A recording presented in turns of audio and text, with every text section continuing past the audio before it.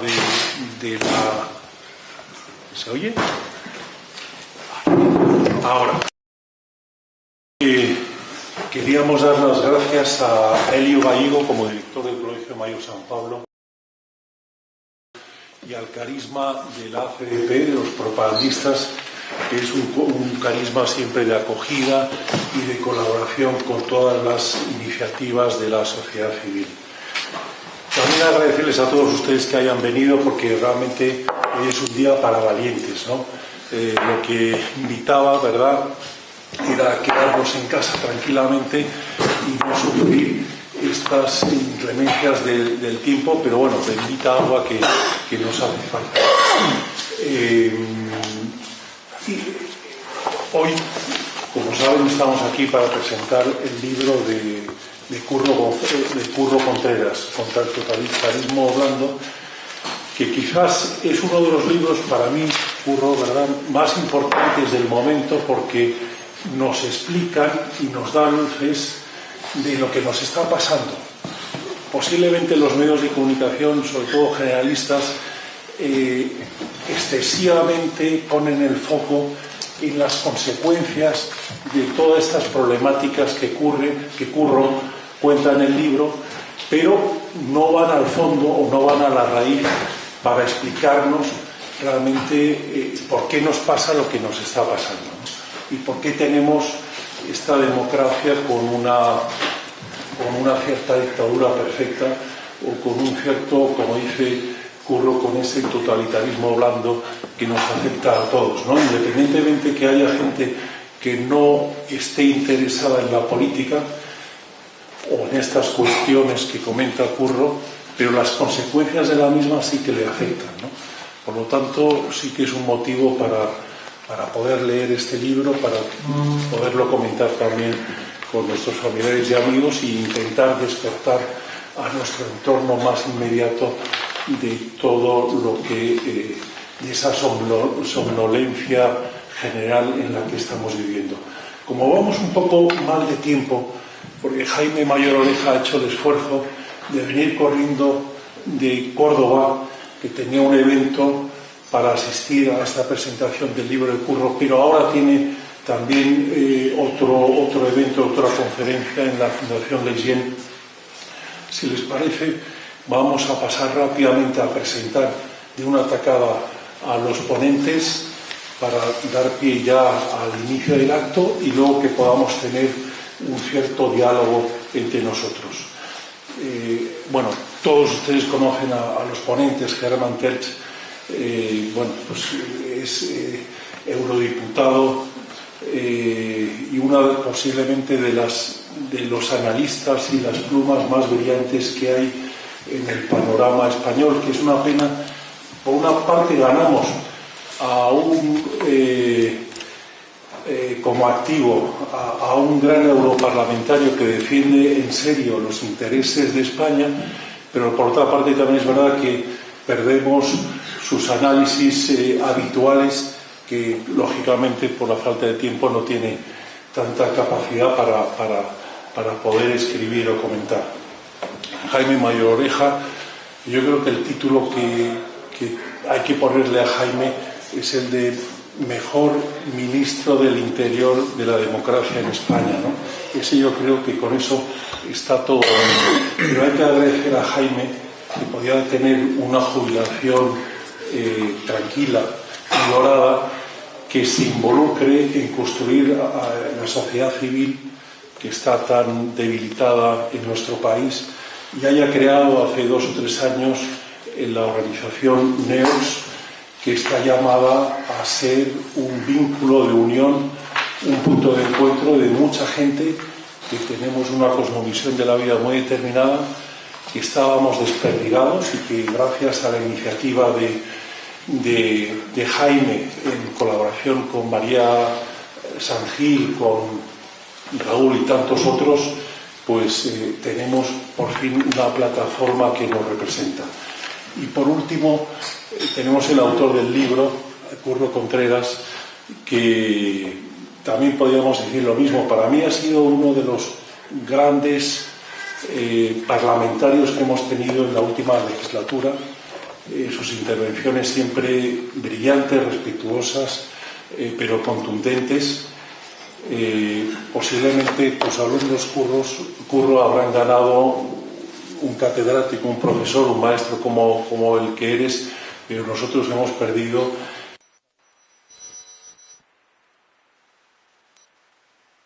huérfanos si no tenemos a personas de la brillantez y sobre todo de la valentía que tú tienes. Sin más, cedo la palabra a Germán. ¿Aquí? Perdón, Jaime, que es el que más prisa tiene. Posiblemente tenga que ser así.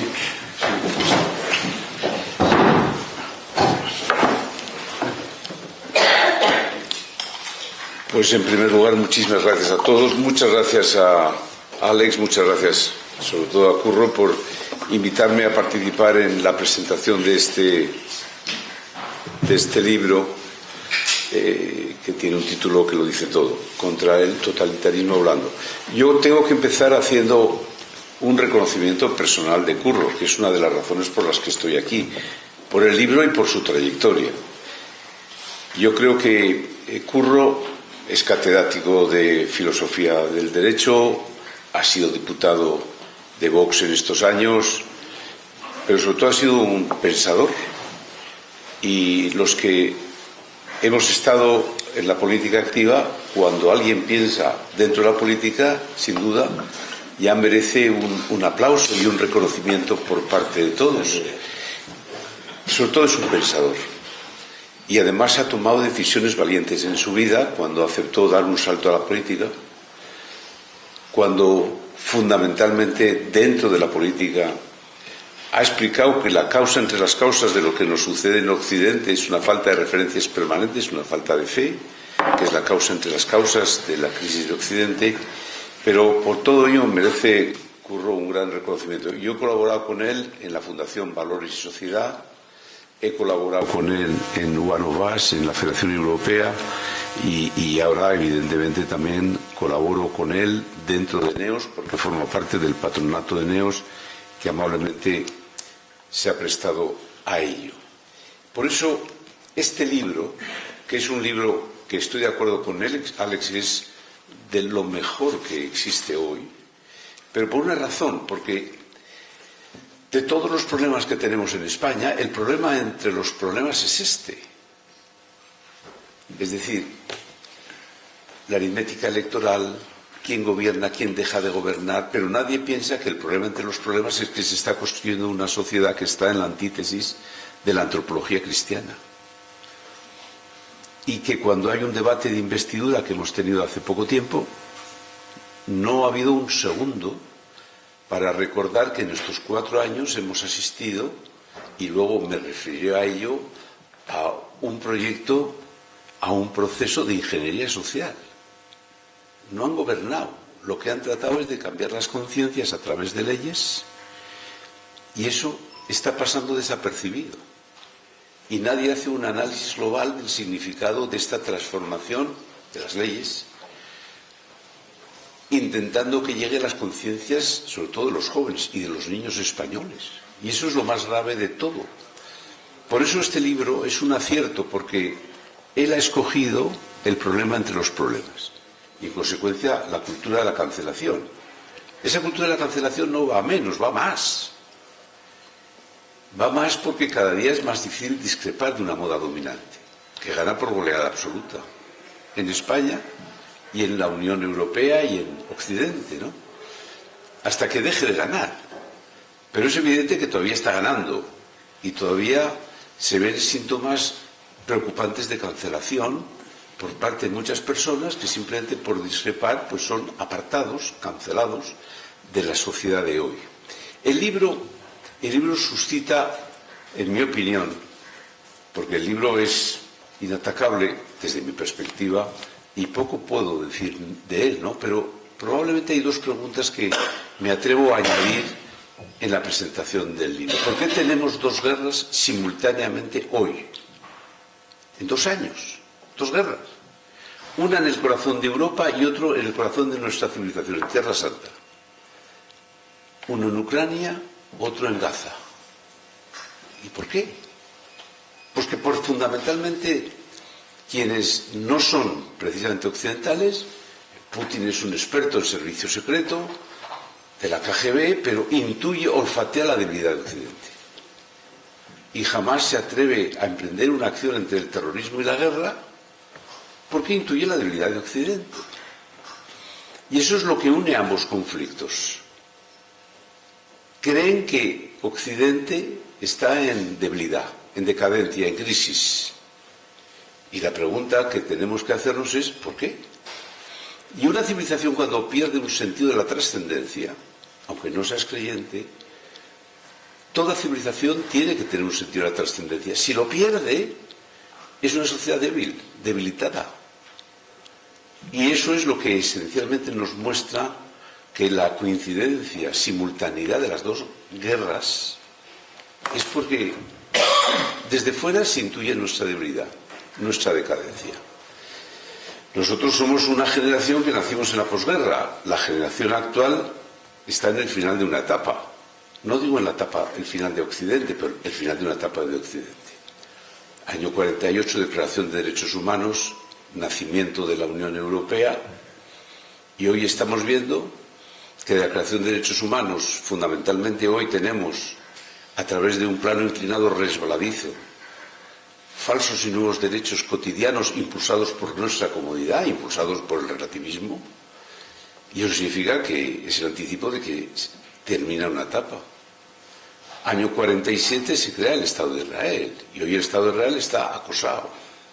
Y es evidente que también marca insisto, el final de una etapa, espero que no de Occidente, pero sí de una etapa de Occidente. Y la segunda cuestión que me suscita este libro es ¿y por qué España aceleradamente? ¿Por qué la transición de Occidente viene fundamentalmente acompañada en España con una crisis acelerada en 4 años? Nosotros estamos ya en el récord Guinness de unas leyes de ingeniería social. Esto no se produce en ningún país de Occidente, de Europa. Ninguno. Nosotros tenemos todo al mismo tiempo. Nos hemos colocado en la vanguardia del mal llamado progresismo. No es casual, porque España ha vivido un tránsito peculiar, que no ha vivido el resto. Nosotros estuvimos en democracia, desde la Constitución y antes, determinados por la violencia terrorista, no amenazados, hemos sido determinados por la violencia. Hemos hecho cosas que no se hubiesen hecho sin violencia terrorista. Las nacionalidades históricas del País Vasco y de Cataluña no se hubiese producido sin violencia terrorista. Las comunidades, unas que accedían por la vía del 143, vía lenta, y otras por la rápida, no se hubiese producido sin violencia terrorista. Ni siquiera hoy la política energética no ha estado determinada por la violencia terrorista. ETA decidió que Lemóniz, en el año 80, significaba la desnuclearización de la costa vasca. Estamos determinados por la violencia terrorista.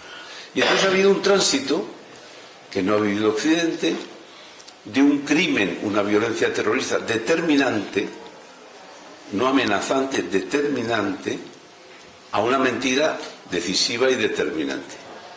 Y ese tránsito es el que se traduce viendo las leyes que en 4 años hemos aprobado en España, todas. No hemos dejado un aspecto de destrucción de un orden social cristiano. La ley trans, la ley del sí es sí, la ley de la diversidad familiar, lo que significa la ley de memoria histórica, memoria democrática, todo ha sido un proceso de transformación social intentando cambiar las conciencias de las personas. Y hemos vivido aceleradamente, hasta el punto en que hoy vive España, la caricatura de la crisis. No vivimos la crisis, vivimos la caricatura de la crisis en la que un prófugo decide, en la que ETA es la única opción que hoy formalmente apoya a Sánchez.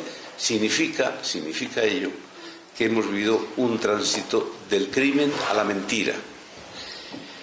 Por todo ello, esas dos cuestiones lo que ponen de relieve es la importancia de comprender el libro que escribe Curro contra el totalitarismo blando, el problema entre los problemas que vivimos en Europa y que sin duda vivimos en España. El diagnóstico es claro, lo dice todo. El pronóstico es imposible. Es como el médico puede diagnosticar, debe hacerlo, es su obligación. El pronóstico ya es más difícil. Ahí se puede ser optimista o pesimista en el pronóstico. Y en este caso, sin duda, como el pronóstico es imposible, pues ni se puede ser optimista ni pesimista. Pero tú tienes que diagnosticar, como hace Curro, la realidad de España y la realidad de la sociedad occidental. Así que les animo a que, sin duda, compren el libro, lean el libro, y les aseguro que de todos los diagnósticos de hoy, el más certero es el de Curro Contreras, del que me enorgullezco de ser su amigo. Muchas gracias.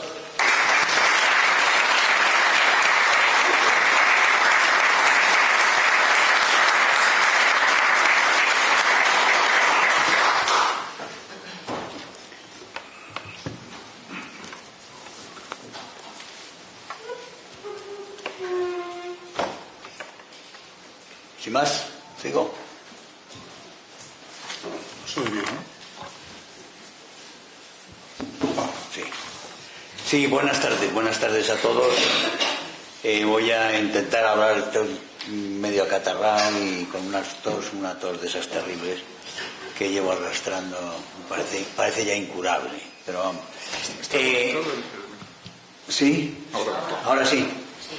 En todo caso, estoy encantado de estar aquí, presentando este libro de Curro Contreras, que es una persona a la que admiro mucho, de la que he aprendido muchísimo con sus libros y con su hacer, con su buen hacer y con su buen hacer político, su buen hacer intelectual, y yo espero que otra vez con su buen hacer político vuelva a estar ahí, porque nos hace muchísima falta gente como Curro Contreras en la batalla directa de las ideas que necesitamos librar y necesitamos ganar si queremos que nuestros nietos sepan, conozcan lo que es la civilización occidental, sepan lo que es España, sepan lo que es la sociedad más compasiva, más creativa, más eficaz y más libre que ha habido jamás, que es la sociedad, la civilización surgida de ese triángulo de Atenas, Roma, Jerusalén y de la fe cristiana. El judeocristianismo es la base realmente de lo que nos ha traído hasta aquí. Hemos sido inmensamente afortunados de ser parte de ella. Yo creo que la gente, por desgracia, no es consciente del inmenso privilegio que es vivir en esta parte del mundo, y yo creo que una de las fundamentales tareas que tenemos, aparte de los peligros de los que hablaremos ahora, es de transmitir ese privilegio, ese inmenso lujo y felicidad y gratificación permanente que debiera ser para todos el pertenecer a esta comunidad que es la comunidad que tenemos en América, que tenemos en Europa, que hemos tenido en tantos otros sitios y que ha sido liquidada en muchos rincones del mundo, sin apenas queja prácticamente. Hemos visto en este momento, quiero recordar por un instante solo, que un enclave cristiano en el Cáucaso Sur, que es Nagorno-Karabaj, desapareció en cuestión de 3 días en una ofensiva de Azerbaiyán, del ejército de Azerí. La protección de Armenia no llegó, porque la protección rusa de la que se fió Armenia tampoco llegó, porque hay un acuerdo entre Turquía y Rusia para intereses más elevados, y esos 150.000 cristianos que vivían desde hace muchos siglos en Nagorno-Karabaj ya no están en Nagorno-Karabaj, y Nagorno-Karabaj ha dejado de existir como enclave cristiano. Esto ha sido hace un mes, y no se ha enterado nadie. No se ha enterado nadie de esta tragedia histórica, de estas dimensiones. Ellos tenían ese privilegio, todos están ahora en Armenia, no existe ya Nagorno-Karabaj como enclave cristiano. Pero dicho eso, tenemos un occidente fundamentalmente está hoy en día en Europa y en las dos Américas. Es un occidente que si no toma conciencia no solo de su privilegio, sino toma conciencia de la necesidad de la autodefensa, del derecho de la autodefensa que tenemos, puede tener los años o las décadas contadas. Y lo tiene porque desde dentro ha generado unos enemigos que son muy eficaces, muy poderosos, que se han permitido por parte de los que supuestamente defendían la ciudadela de Occidente, los que supuestamente la defendían, no la han defendido por pereza, por codicia, por ignorancia, por falta de presencia de ánimo, por tantísimas cosas, por frivolidad, no la han defendido, y sin embargo los enemigos han sido enormemente consecuentes, perseverantes y eficaces. Y en este momento tenemos a esos enemigos. Cuando hablaba Jaime de que tenemos dos guerras, por supuesto, como bien dice, por la debilidad que se percibe, por ejemplo, con el asalto a Ucrania, no es explicable sin la debilidad que generó Alemania a la hora de hacernos totalmente dependientes del gas ruso, y que Putin consideró una fuerza, un factor suficiente como para que no se reaccionara ante su agresión y hubiera pasividad, y se equivocó. Pero se equivocó, no crean que porque Europa hubiera tenido esa otra actitud que la que él calculaba, si no hubiera sido por un factor, y ese factor fue la increíble y no prevista por nadie voluntad de resistencia ucraniana de los primeros días. Son los primeros días de la resistencia ucraniana, cuando creían todos que iba a haber un paseo como el que hubo en Crimea hace 10 años, y que realmente se tragaron Crimea y no pasó nada. Hubo 4 protestas, 2 sanciones pequeñas y nada más. Pero si ustedes recuerdan bien, cuando el 23 de febrero, si no me equivoco, entran las tropas rusas en Ucrania, la primera reacción del señor Borrell en Bruselas fue decir que entre las sanciones que se imponían a Rusia era que no iba a poder ir al concurso de Eurovisión. Ese era uno de los elementos que se barajaba amenazando al Kremlin, que estaba entrando con sus tanques en un país cuyas fronteras había reconocido en 1991, y que en ese reconocimiento precisamente fue donde Ucrania entregó, con un acuerdo firmado también por Estados Unidos, Ucrania entregaba sus armas nucleares a Rusia a cambio del reconocimiento de las fronteras. Ahí, el Acuerdo de Budapest, 1991, ahí quedó la validez de ese acuerdo, cuando los acuerdos estos permiten que tiranos vean las debilidades ajenas. Otros ejemplos, tenemos tantísimos ejemplos, fuera de España, fuera de España en este momento nos quieren convencer de que en Venezuela un asesino, un dictador asesino, o en Cuba van a hacer reformas desde la dictadura, van a hacer reformas, incluso que en Venezuela se va a ir a unas elecciones el señor Maduro, que pudiera perder. Eso por supuesto es falso, no va a suceder. El señor Borrell dice que hay reformas en Cuba y que por eso financiamos nosotros a la dictadura cubana. La Unión Europea financia regularmente a la mafia criminal del Partido Comunista Cubano, y a las fuerzas represivas de los órganos del partido, de las asociaciones del partido, que acosan a la población. Son muchísimos los elementos que nos demuestran que las fuerzas totalitarias ven la debilidad occidental. Y esa debilidad occidental viene marcada por una realidad cultural que ha ido avanzando sin parar en todo Occidente desde hace 70 años. La eclosión es un poquito más tarde, pero en realidad lo que estamos hablando es de una reflexión comunista que se hace en la cárcel, que hace Gramsci en su día,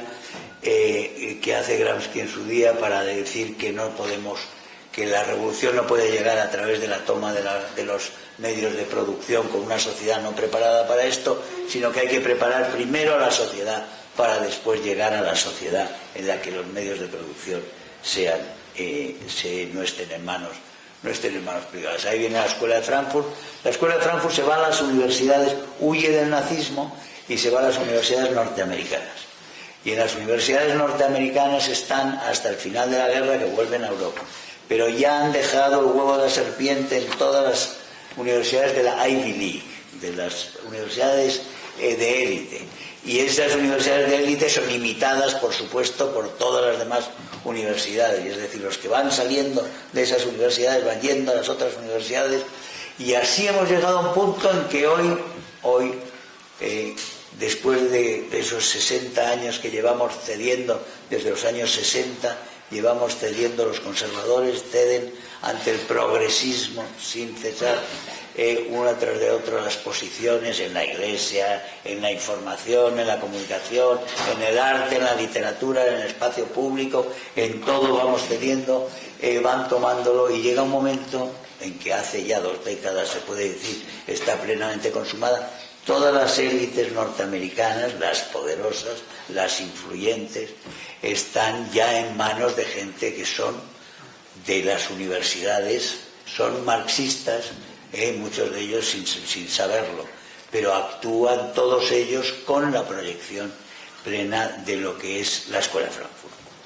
Y así tenemos que cuando llega un presidente que quiere cambiar el rumbo en Estados Unidos, toda la administración, todas las élites en la administración y en las grandes compañías y en la gran economía se ponen contra ese presidente Trump, y les sabotean desde dentro del Estado, el Deep State, el Estado se revuelve contra la reforma que quiere por primera vez dar un paso en otra dirección, porque todos los pasos en los últimos 70 años han sido los.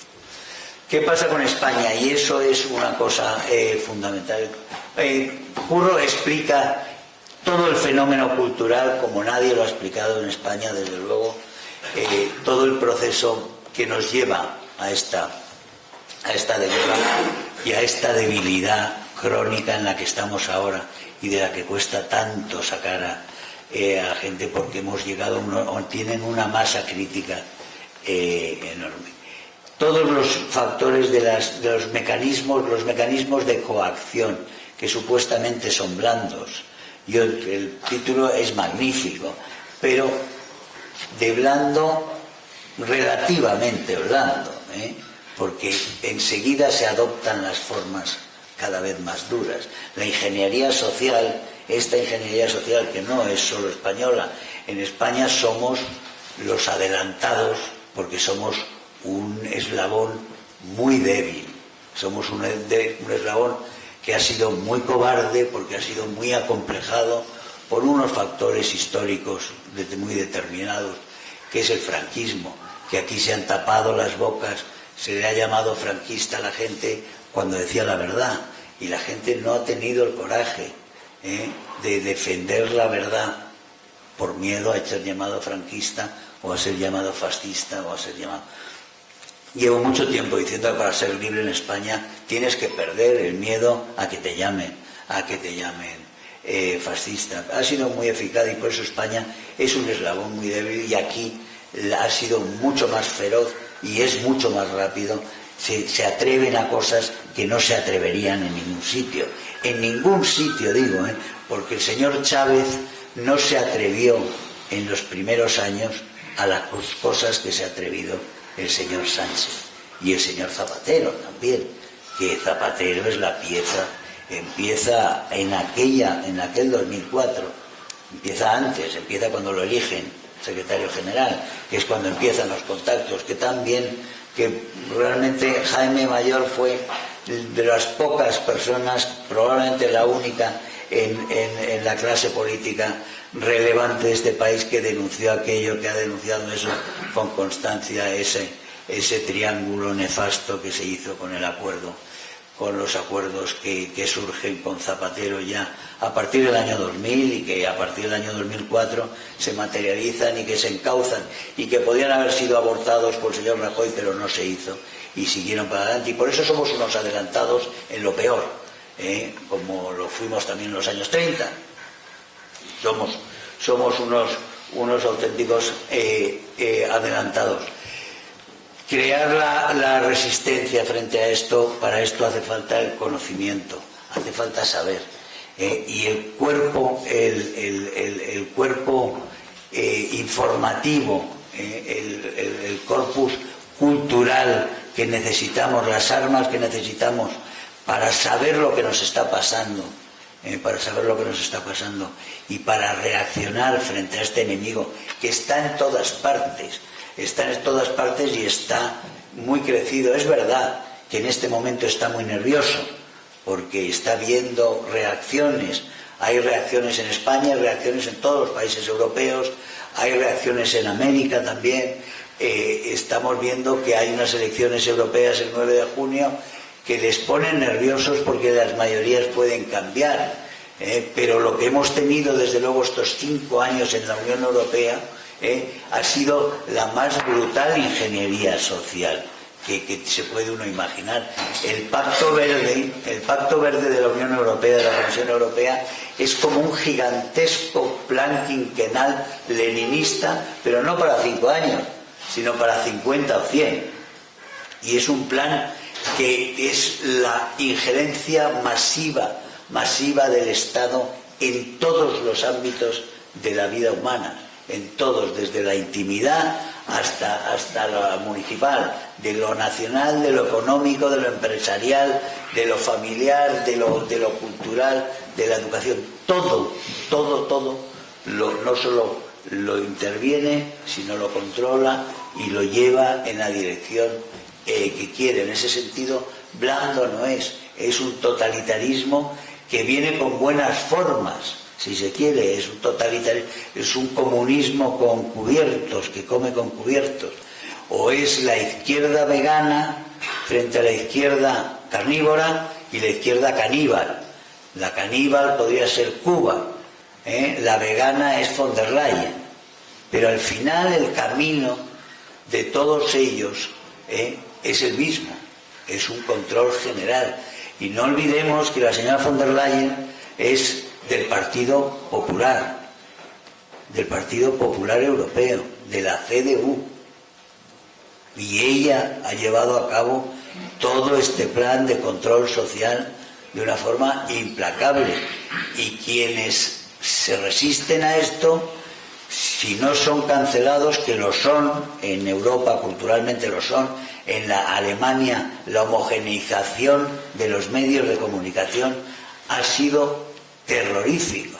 Desde Merkel, toda la época de Merkel nos ha llevado a que todos los periódicos y todos los medios digan lo mismo, absolutamente lo mismo. Los periódicos conservadores, la Frankfurter Allgemeine y otros periódicos que eran netamente conservadores, se han convertido en unas hojas woke y progres. El hijo del editor el hijo de Joachim Fest, que escribió el libro del hundimiento, que fue un biógrafo de Hitler y que escribió el hundimiento, y escribió el célebre libro de Yo No, que era la resistencia de su padre, que era un maestro frente al nacionalsocialismo, que se insistió que jamás entraría ese libro celebradísimo, y que hizo, entre otros de sus libros y de sus obras, y él como editor de la Frankfurter Allgemeine, era una persona adorada en Alemania y venerada en Alemania, Joachim Fest. Su hijo tiene exactamente las mismas ideas que su padre y es tachado de nazi por la opinión publicada alemana, porque está en la AfD, está en el partido de la AfD y está conmigo en el Parlamento Europeo y piensa exactamente igual que su padre. Y eso quiere decir, Konrad Adenauer hoy en día sería puesto en la picota, por supuesto, por facha, y en este momento le están quitando, y ya empezaron con Merkel, le están quitando a Helmut Schmidt, que es un socialdemócrata, le están quitando su nombre de los cuarteles, porque dicen que era un militarista, el señor Helmut Schmidt, canciller socialdemócrata de Alemania.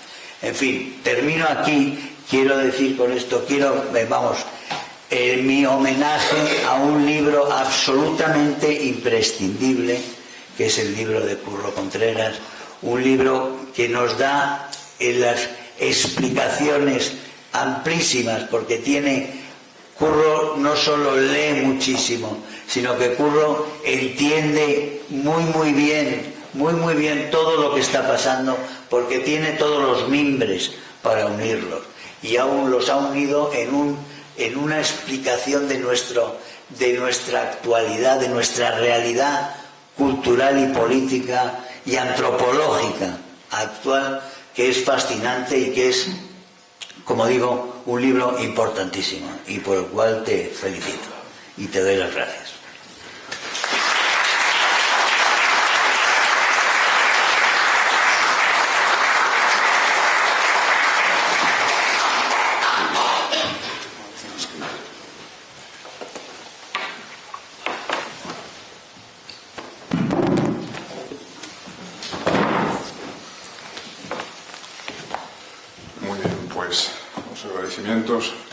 Antes que nada, muchas gracias al CEU y al Colegio Mayor San Pablo CEU por ofrecernos este salón de actos tan entrañable para los miembros de la Asociación Católica de Propagandistas para este acto, ¿no? Y muchas gracias a Alex Rosario y a Libros Libres por animarme a preparar este libro y por haberlo publicado. Y bueno, para mí es un sueño hoy contar con Germán Tertsch y con Jaime Mayor Oreja como presentadores de este libro, ¿no? Yo se lo he dicho a él un par de veces, yo en mi juventud era de izquierdas, como casi todo el mundo, supongo, después fui evolucionando, es decir, en mi caso se cumplió aquello, el adagio según el cual quien no es de izquierdas a los 20 años es que no tiene corazón, quien no es de derechas a los 40 años es que no tiene cabeza, ¿no? Entonces mi periódico en la juventud era El País. Yo fui evolucionando, empezó a desagradarme lo que decía El País, sin embargo seguí comprando los 5 o 6 años solo por poder leer las columnas de Germán Tertsch, que sospecho que en aquellos años también estaba en su propia evolución, quizás no tan... Y ya te gustaban a ti, pero no les gustaban a ellos. Exacto. Sí. Y que de hecho pues también terminó saliendo del País poco después, así que... Y en cuanto a Jaime Mayor, pues, qué decir, a mí me parece que la historia española reciente descarriló hacia 2004, no ha vuelto a ser lo mismo desde entonces, y claro, en 2004 fundamentalmente el 11M y el volcado del resultado electoral a causa del 11M, pero no solamente eso, unos meses antes había tenido lugar la decisión de Aznar de nombrar sucesor a Rajoy, en lugar de Jaime Mayor, que era el candidato preferido por los votantes y por los simpatizantes de las bases del Partido Popular, según resultado de las encuestas que se hacían regularmente entonces, ¿no? Entonces siempre nos quedaremos con la duda de cómo habría sido la derecha española, cómo habría sido la historia española de los últimos 20 años si el sucesor de Aznar, en lugar de Mariano Rajoy, hubiese sido Jaime Mayor. Estoy convencido de que todo habría ido mucho mejor, y no lo digo por agradecerle que esté hoy aquí conmigo, y además creo que tampoco le agrada que se digan ese tipo de cosas, pero como las pienso, pues, creo que hay que decirlas. Bien, bueno, pues pasando al contenido del libro, que me es difícil sintetizar en pocos minutos, tampoco quiero asestarles una conferencia, pero voy a intentar pergeñar algunos de los hilos conductores del libro, aunque ya en parte me han descargado del trabajo ellos con varias observaciones muy atinadas que han hecho, ¿no? Efectivamente, mucha gente, Germán apuntaba algo de esto, me hace observaciones sobre el título sorprendente. Algunos lo encuentran poco afortunado, algunos me dicen que es un título contradictorio, que es un oxímoron, un totalitarismo blando, igual que Círculo Cuadrado. Otros me dicen que es desmesurado. Dicen, hombre, no hay que exagerar, tampoco es para tanto, no estamos en un totalitarismo. Esto me lo dicen aquellos que dan por supuesto que el totalitarismo, por definición, deba incluir medios brutales de inculcación de la doctrina oficial. Ellos asocian totalitarismo con Gestapo, con Gulag, con Auschwitz, etcétera, ¿no? Yo propongo, en cambio, un concepto más amplio de totalitarismo, que no incluye necesariamente los medios brutales, y en el que el totalitarismo viene definido más bien pues, por la existencia misma de una doctrina oficial, de una religión de Estado que es inculcada por todas las vías posibles a la ciudadanía. Y esos medios de inculcación, de adoctrinamiento, no tienen por qué ser brutales o ni siquiera coactivos, ¿no? Entonces, si partimos de esta concepción amplia del totalitarismo, sí cabría hablar de totalitarismo en la actualidad, me parece. Me refiero siempre al occidente democrático. Y esta precisión es importante porque, claro, la situación es compleja. El hecho de que hablemos de un nuevo totalitarismo blando no implica que el viejo totalitarismo duro haya desaparecido del todo. De hecho, desgraciadamente, sigue vigente en zonas extensas del mundo. Por ejemplo, China, la superpotencia emergente, llamada, según algunos, a relevar a Estados Unidos dentro de poco como superpotencia mundial. Pues bien, en China se dan muchos fenómenos que permiten asociarla al totalitarismo, al viejo estilo, al estilo soviético o al estilo nazi, ¿no? Bueno, no tenemos aquí tiempo de entrar en detalles, pero en China está teniendo lugar en este momento un verdadero genocidio. Hoy día se abusa de la palabra genocidio, se la ha frivolizado, ya se llama genocidio a cualquier cosa. Bien, lo que está haciendo el gobierno chino en Xinjiang sí es un verdadero genocidio, con internamiento de cientos de miles o millones de personas de la minoría musulmana uigur en campos de concentración, en Laogais, donde tienen lugar todo tipo de violaciones de los derechos humanos, desde torturas hasta esterilizaciones forzosas de mujeres, etc. En la China actual está documentada la práctica de las extracciones coactivas de órganos, que cuando afectan a órganos vitales implican, por supuesto, la muerte del donante. Esto pues, está documentado, por ejemplo, en informes de los juristas canadienses David Kirby y David Matas, y fue condenado por una resolución del Parlamento Europeo del año 2013. Me parece que Jaime estaba, en ese momento era todavía miembro del Parlamento Europeo, una resolución del Parlamento Europeo condenando la práctica de extracciones forzadas de órganos, que además se ceban a menudo sobre presos de conciencia, es decir, especialmente miembros de la secta Falun Gong que el gobierno chino se propuso destruir a partir de finales de los 90, ¿no? Y concretamente, si ha habido alguna sociedad que se parece a la sociedad real, que más se parece a la que dibujó George Orwell en su famosa distopía en 1984, probablemente sea la sociedad china actual.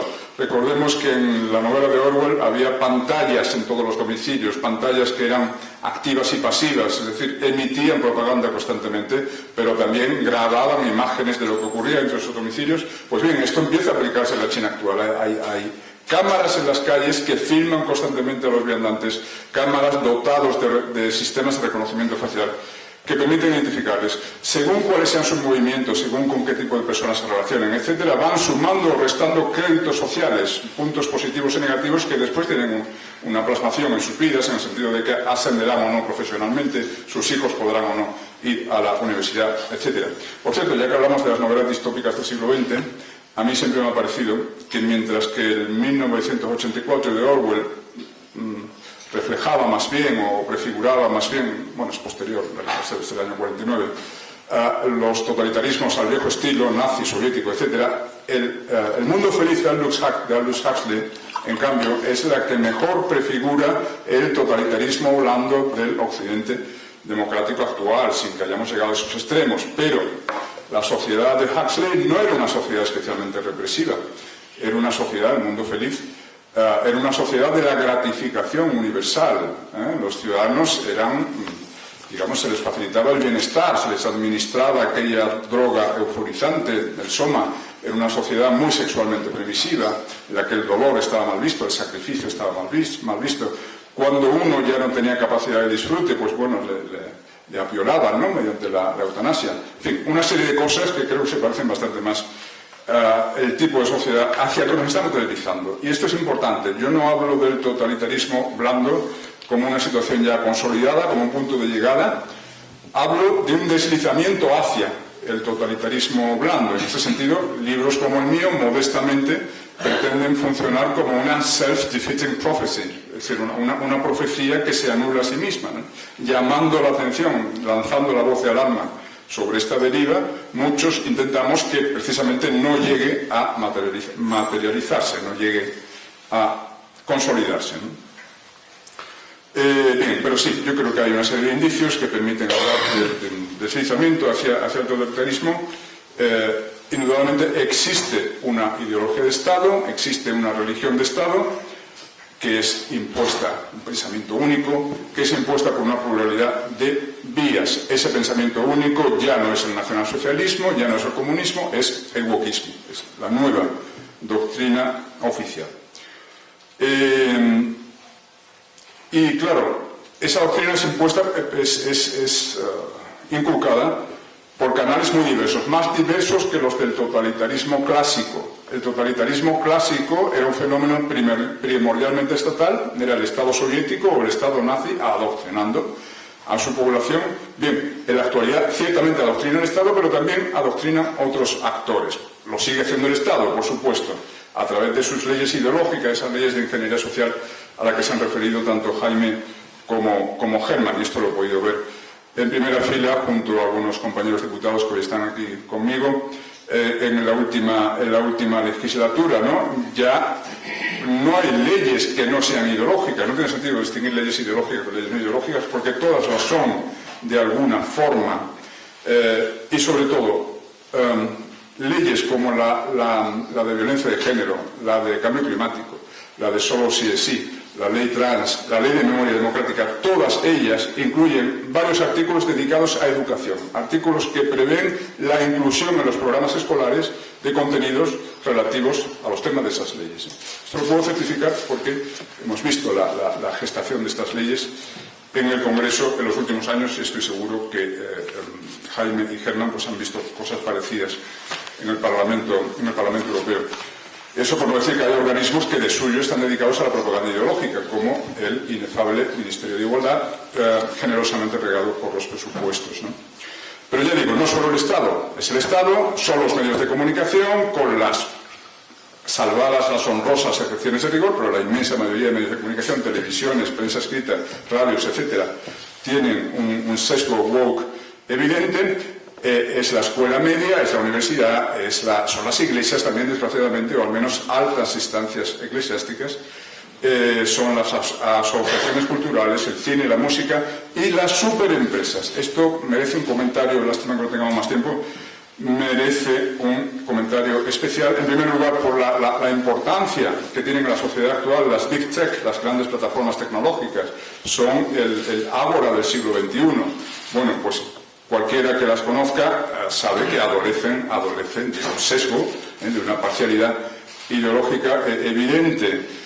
Quien les habla vio suspendida su cuenta de Twitter durante unos días por haber escrito "un hombre no puede estar embarazado". De verdad que no puse más que eso, un hombre no puede estar embarazado. Bueno, pues eso es anatema, eso es una blasfemia. He hablado antes de religión de Estado, ¿no?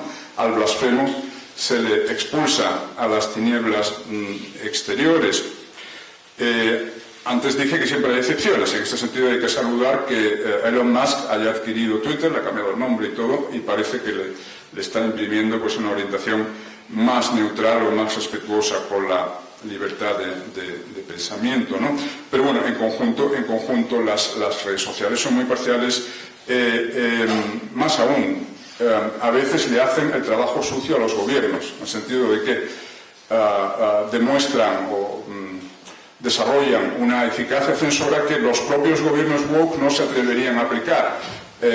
Después del intento de asalto al Capitolio el 6 de enero de 2021, Twitter anuló decenas de miles de cuentas conservadoras, por ejemplo, incluida la del presidente de Estados Unidos, todavía en título, Donald Trump, ¿no? Esto es algo que ni siquiera un gobierno se atrevería a hacer. El recién nombrado, parece que por fin se han puesto de acuerdo sobre el speaker de la Cámara de Representantes en Estados Unidos, el nuevo speaker, Mike Johnson, por lo visto se ha referido a las redes sociales como FBI subsidiary, es decir, algo así como el mamporrero del FBI. Lo que el FBI no se atreve a hacer directamente lo hacen las redes sociales, ¿no? Es Dios silenciar las voces incómodas, etc. Bien, ya digo, el hecho de que las muchas superempresas se alineen con el wokismo es un fenómeno inquietante. Yo suelo hablar del misterio del capitalismo woke. ¿Por qué el misterio? Porque el wokismo es una forma de neomarxismo, es una forma de socialismo. Por tanto, cuando las grandes empresas se alinean con el wokismo, están de algún modo cavando su propia tumba. Esto recuerda aquello que decía Lenin: los capitalistas nos venderán la soga con la que les ahorcaremos, ¿no? Hay que tener en cuenta que desde una perspectiva woke, las enormes fortunas de que disfrutan gente con el privilegio masculino de que se han prevalecido. Hombre, siendo hombre blanco heterosexual, así cualquiera, enseguida te cae una lluvia de millones, ¿verdad? Quiero decir, están abrazando una doctrina que, implica su condena como explotadores blancos, varones heterosexuales. Bien, entonces, al final la diferencia entre totalitarismo clásico y totalitarismo blando actual tiene que ver, por tanto, con la ferocidad de la represión. Hay una doctrina oficial que se impone a todos y ¿qué precio puedes pagar por el hecho de discrepar públicamente de esa doctrina oficial? Bien, en el totalitarismo clásico ese precio podía ser la vida, podías ir al paredón o podías ir a un gulag en Siberia. En el totalitarismo blando, evidentemente, no es la vida ni la libertad. Habitualmente es solo el etiquetaje infamante. Normalmente la pena que recibimos los disidentes, los heterodoxos, es que nos llamen fachas, como decía antes Herman, ¿no? Que te llamen facha, que te llamen racista, machista, homófobo, etcétera, etcétera. Bueno, sin embargo, se da una circunstancia, y es que el etiquetaje infamante podría resultar más eficaz a efectos de uniformización de la opinión y de silenciamiento de la discrepancia que la ferocidad desatada de los totalitarismos clásicos, porque aquella ferocidad brutal engendraba una mística de la resistencia heroica, y nunca faltaron héroes dispuestos a enfrentarse al poder de Stalin o al poder de Khrushchev. Bueno, sabemos la historia de los disidentes soviéticos, ¿no? los Solzhenitsyn, Sájarov, etc., o incluso al mismísimo poder hitleriano. Recordemos aquel grupo de estudiantes de la Rosa Blanca. En cambio, oye, el miedo a que te llamen facha consigue que decenas de millones de personas silencien en público lo que piensan realmente. Por otra parte, ese precio, es cierto que es mucho más bajo que el totalitarismo clásico, pero como decía antes Germán, tiende a subir, el precio tiende a subir. Por ejemplo, ya te puedes jugar también el empleo, según donde trabajes, si eres periodista, si eres profesor de una universidad norteamericana, o si eres un psiquiatra infantil que no traga con el nuevo dogma de que los niños pueden estar atrapados en el cuerpo equivocado, puede haber niños atrapados en cuerpos de niña y viceversa. Los que no están dispuestos a transigir con esta aberración científica se juegan el empleo, se juegan al empleo, porque cualquier asociación LGTB los puede denunciar por transfobia y pueden perder la licencia profesional. Por lo tanto, el precio tiende a subir, lo cual habla de un deslizamiento hacia un totalitarismo cada vez más contundente. Leía hace unos días en redes sociales que J.K. Rowling, la autora de Harry Potter, que está dispuesta a ir a la cárcel, antes que tragar con los dogmas de la transexualidad. Leía que Jordan Peterson, el gran Jordan Peterson, está siendo sometido a cursillos de reeducación para que aprenda la empatía. El pobre no conoce la empatía, es un analfabeto emocional y el gobierno canadiense lo tiene que reeducar emocionalmente. Y recientemente estamos en París en Congreso del Movimiento Conservador, que son, digamos, los herederos de la Manif pour tous, de aquella gran movilización contra el matrimonio homosexual hace 10 años, y la presidenta Laurence Trochu me comentaba que va a comparecer próximamente en un proceso por homofobia o por transfobia, pero ya en los tribunales, ya hablamos de los tribunales. Bien, volviendo al misterio del capitalismo woke,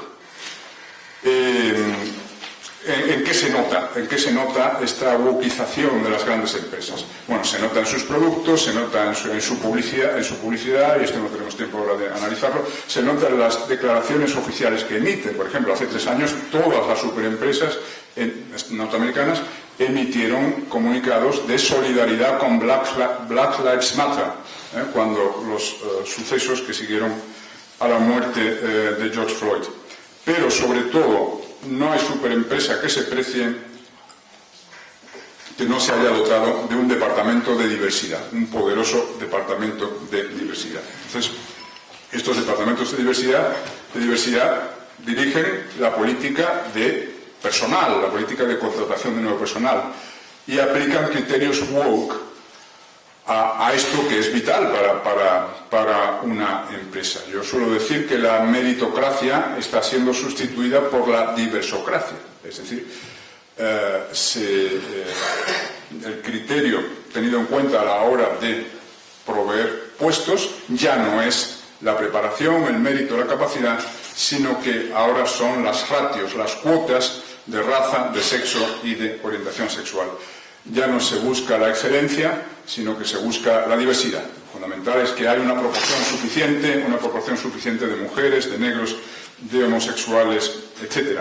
Obviamente esto es letal para un país, es letal porque en primer lugar va a afectar a la calidad de los organismos en cuestión. Si no se busca a los mejores, sino a los más diversos, pues bien, va a descender la calidad de los laboratorios, de las universidades, de las administraciones, de las empresas, etcétera.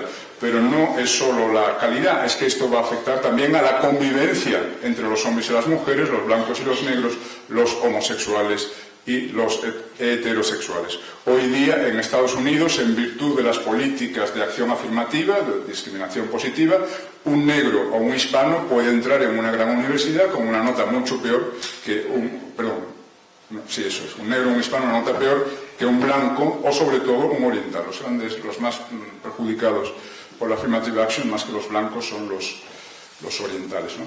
Pues bien, evidentemente el blanco o el oriental injustamente excluido no va a quedar muy contento. Es decir, se está alimentando el resentimiento racial, se está creando el combustible para un conflicto racial que, por cierto, ya está explotando, incluso violentamente en algunos casos. En Estados Unidos lo vimos después de la muerte de George Floyd, o en Francia lo hemos visto este verano, la violencia que siguió a la muerte de un delincuente magrebí perseguido por la policía. Bien, entonces, que las empresas busquen la diversidad podría tener sentido si de lo que hablamos es de diversidad de ideas, ¿verdad? Que una empresa busque la diversidad de pensamiento, eso me parece muy plausible. Pero obviamente no es este el tipo de diversidad que interesa a los departamentos de diversidad. Todo lo contrario, la diversidad de pensamiento está siendo triturada por la imposición del wokismo como pensamiento único. Y de esto tenemos múltiples ejemplos, tanto en las universidades como en las grandes empresas. Un caso emblemático es el del ingeniero James Damore, creo que le dedico un artículo en este libro. James Damore, precisamente en uno de estos cursillos sobre diversidad, pues bien, se invitó a los alumnos a expresar sus opiniones o sus hipótesis sobre el hecho de que el salario promedio de las mujeres fuese inferior al salario promedio de los hombres. Y la respuesta ortodoxa es que vivimos en una sociedad machista que se basa en la discriminación sistémica, etc. Bueno, la respuesta que dio Damore, apoyándose en estudios psicológicos, estudios profesionales, etc., fue que la llamada brecha salarial no se debe, por supuesto, a la discriminación basada en el sexo, sino al hecho de que las mujeres escogen profesiones distintas a los hombres. Por ejemplo, hay muchas menos mujeres que escojan profesiones tecnológicas, que suelen estar muy bien retribuidas, prefieren ser enfermeras, prefieren ser maestras, etc. Profesiones que llevan un salario inferior. Las mujeres recurren al trabajo en tiempo parcial en mucha mayor proporción que los hombres, etcétera, etcétera. Bueno, por razonar todo esto, por sostener todo esto, invitado por su profesor, que le dijo que diera su opinión, fue expulsado de Google. No solamente eso, sino que la directora de diversidad de Google sacó un comunicado dirigido a todos los empleados diciendo que lamentaba que esas ideas tan insoportables hubiesen sido formuladas en el contexto de la empresa, etcétera, etcétera, ¿no? Bien, por otra parte, esto de la obsesión con el sexo, la raza, la orientación sexual tiene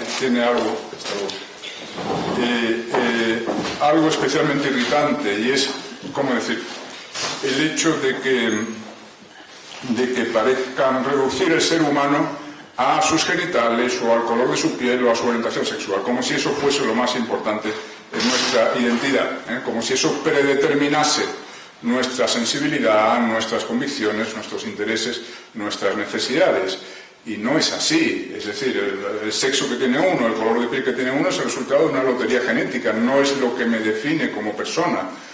Lo que le define a uno como individuo son sus conocimientos, sus preferencias, sus valores, lo que ha hecho en su vida, etcétera, lo que ha hecho como individuo, no lo que le ha tocado genéticamente en tanto que miembro de tal o cual colectivo, ¿no? Sin embargo, el wokismo, que pasa por muy progresista, en realidad implica una gigantesca regresión, implica la disolución del individuo en el colectivo de sexo o raza pertinente, un colectivo instrumentalizable y victimizable por la izquierda.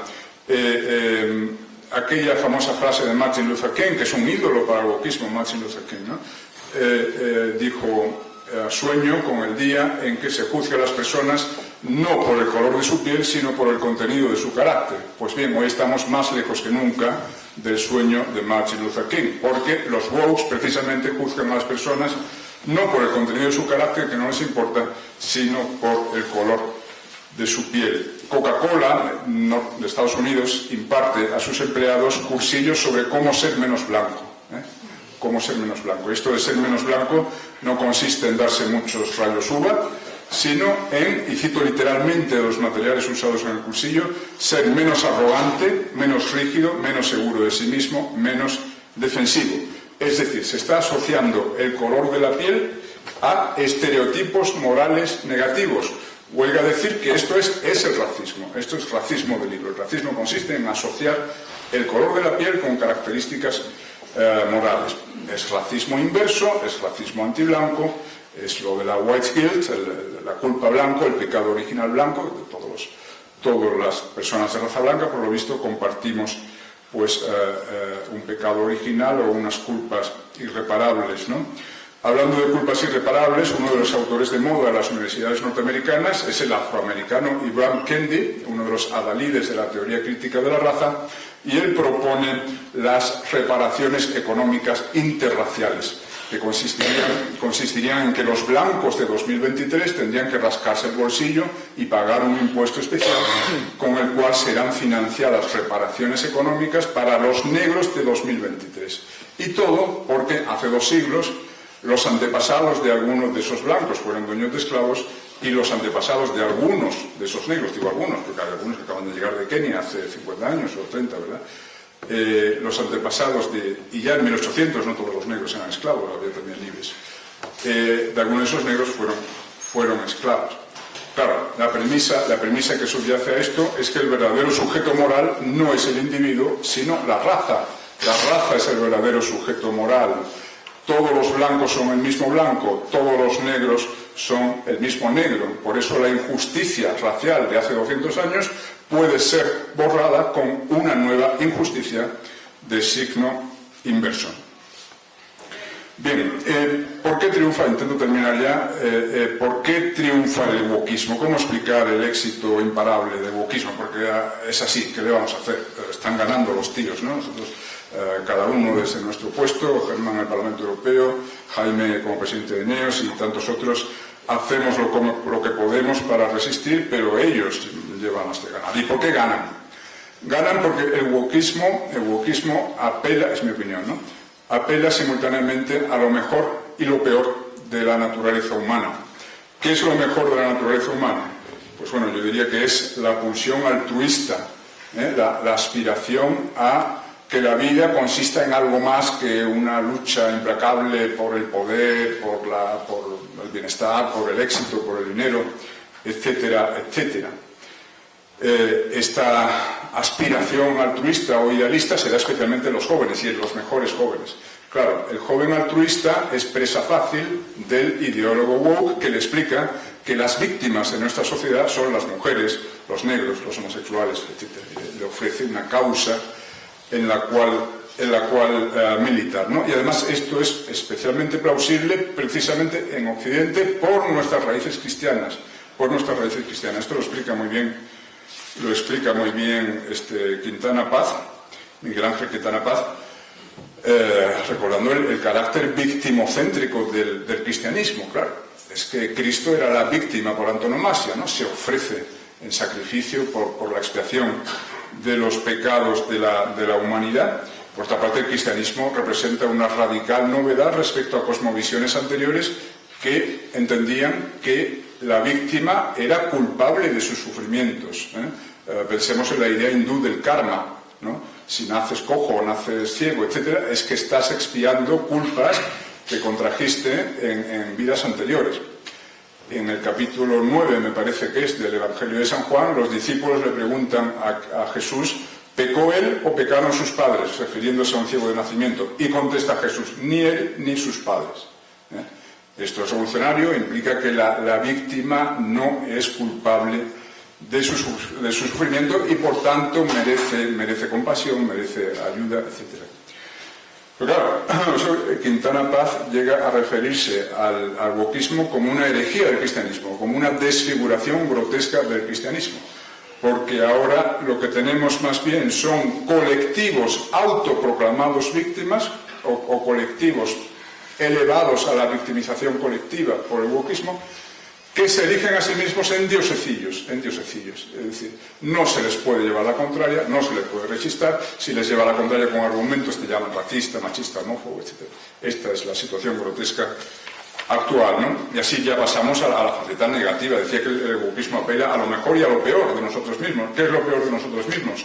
La aspiración no ya a ayudar a las víctimas, sino la aspiración a ser víctima, que eso es algo muy enraizado, me parece, en la psique de todos nosotros. Quiero decir, la tentación de la autocompasión, ¿no? ¿Quién no ha tenido alguna vez muchas ganas de sentirse víctima y tener una gran pena por sí mismo?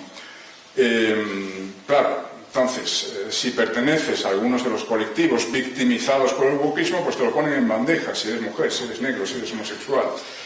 Y es muy tentador porque implica una externalización de la responsabilidad. Si me ha ido mal en la vida, si he fracasado profesionalmente, sentimentalmente, académicamente, resulta que ya no es por culpa mía, no es por carencias o errores míos, es por culpa de esta sociedad heteropatriarcal, machista, homófoba, no sé qué, no sé cuánto. Claro, es mucho más cómodo pensar esto: si lo que está mal en la sociedad, debe cambiar la sociedad. Si lo que está mal soy yo, tengo que cambiar yo. Y cambiar yo siempre cuesta un poquito más de trabajo. Y esto es lo que explica que a la izquierda le vaya tan bien y a la derecha le vaya tan mal. Porque la izquierda se ha especializado en victimizar y, por tanto, en distribuir créditos. Yo creo que es la esencia de la izquierda: distribuir créditos entre la gente, créditos, derechos. Es uno de sus eslóganes, ¿no? La ampliación de derechos. Con este gobierno se han ampliado miles de derechos. Es decir, la idea que la izquierda siempre está dirigiendo a su público es: el mundo te debe algo, la sociedad te debe algo, y nosotros lo vamos a hacer pagar. El mundo está en deuda contigo. Tanto que la derecha, yo creo que debe dirigir el mensaje inverso: tú estás en deuda con el mundo, tú tienes que ayudar a tu sociedad, a tu nación.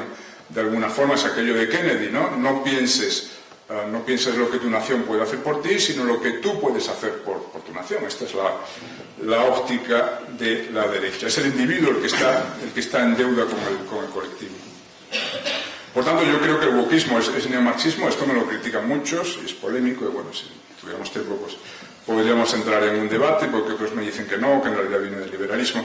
Yo creo, sin diseñar una posible filiación más que liberal, postliberal, yo creo que los liberales clásicos, estilo Locke, Tocqueville, Montesquieu, de levantar la cabeza, se horrorizarían del wokismo. Yo tengo un libro que se llama Una defensa del liberalismo conservador. Pero bueno, creo que esencialmente el wokismo es neomarxismo, porque si la esencia del marxismo es más allá del materialismo histórico, que ahora no tenemos tiempo de explicar, la visión antagonista o conflictualista de la sociedad. El marxismo siempre divide a la sociedad en grupos de opresores y oprimidos y se arroga la defensa de los supuestamente oprimidos. Pues bien, eso en el marxismo clásico tomaba la forma de la lucha de clases, el motor de la historia es la lucha de clases, y en el neomarxismo woke toma la forma de lucha de sexos, de razas y de orientaciones sexuales. No se ha pasado de una cosa a otra de la noche a la mañana. Ha habido una transición, que a la que se refería también antes Hermann con la Escuela de Frankfurt y tal. Ha habido una transición a lo largo de décadas. Efectivamente, en las últimas páginas de la obra de Marcuse, El hombre unidimensional, publicada en 1965, ya se presagia esto, ¿no?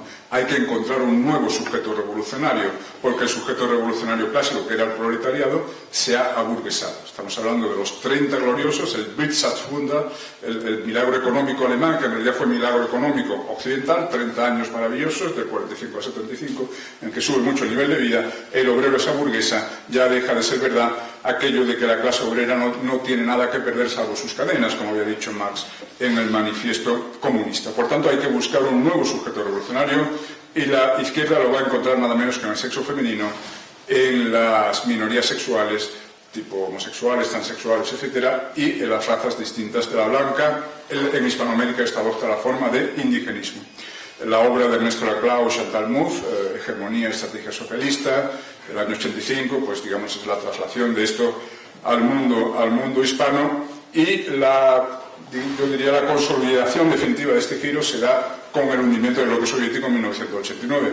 No es casualidad que, como suele recordar Hermann, además lo ha analizado en sus libros anteriores, el Foro de Sao Paulo, la primera reunión del Foro de Sao Paulo fuese en 1990, es decir, justo cuando se acababa de venir abajo el muro de Berlín, el Pacto de Varsovia, ¿no? En ese momento la Iglesia, vaya lapsus traidor, la izquierda, en lugar de autodisolverse, ¿verdad? Autodisolverse, de pedir perdón por los 100 millones de muertos, la izquierda hubiera podido hacer eso en el año 90. No pidió perdón, sino que se reinventó como feminismo, como ecologismo radical, como indigenismo, como liberación LGTBI. En esas estamos desde entonces. Ya voy a terminar. Hay algo que me importa mucho enfatizar, y también ha aludido mucho a eso Hermann antes, y es que el wokismo es tóxico, entre otras muchas cosas, porque está debilitando la autopercepción de la sociedad occidental. Es decir, el wokismo implica una visión de la historia occidental como una larga noche de machismo, racismo, homofobia, imperialismo, y esa es la visión de su propia cultura que están recibiendo los jóvenes. Se está enseñando a los jóvenes a despreciar su propia civilización. La prueba es que frente a cualquier conflicto internacional cuyas claves históricas no conozcan muy bien, ellos por instinto se ponen del lado de la parte no occidental, ¿no? Si tienes dudas, siempre contra Occidente. Ahora, Israel contra Hamas, ellos se ponen de parte de Hamas, por supuesto no tienen ni idea de la partición de la ONU en el 47, ni de la guerra siria, no saben nada, solo saben que Israel es Occidente, en lo cual aciertan, y por tanto hay que estar contra Israel.